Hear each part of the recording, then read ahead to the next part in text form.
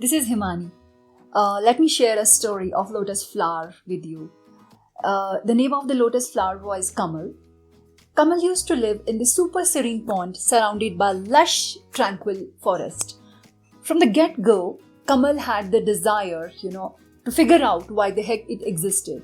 So he wanted to find out the true purpose of its existence. When he looked up at the towering mountains and the trees, Kamal wondered why I'm here. What is the role? What is my role in this big world? Do I even matter in this massive universe? Deep stuff, right? So he was curious to find out the answers to all these questions. So Kamal set out on the journey of self-discovery. Now, what a lotus flower could do, right? So it reached out to the sun. It felt the warmth of the sun, swayed in the breeze, and listened to the soothing sound of the forest, right? So during this journey of self-discovery, Kamal met some other creatures of the pond. A wise old turtle, playful frogs, and beautiful butterflies.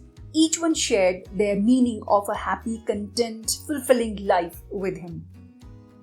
The wise old turtle advised Kamal that life's purpose is to accept change, is to grow and become the best version of yourself. Just like the turtle sheds its shell to evolve and improve. Similarly, exuberant frogs told Kamal that life is about, relishing every moment, splashing in the water, feeling the warmth of the sun, cherishing and celebrating the joy of existence. The pretty dragonflies, they said that life is about chasing beauty, it is to chase growth, change. Growing personally brings you joy, it makes you happy. So let your inner light shine bright. Kamal had this light bulb moment. It realized that the size of any creature doesn't matter at all to be happy. Every living being is important, significant, and complete in its own way. Life's purpose is not the destination, but the journey itself, a journey of growth, a self-discovery, much like blooming of the lotus flower, right?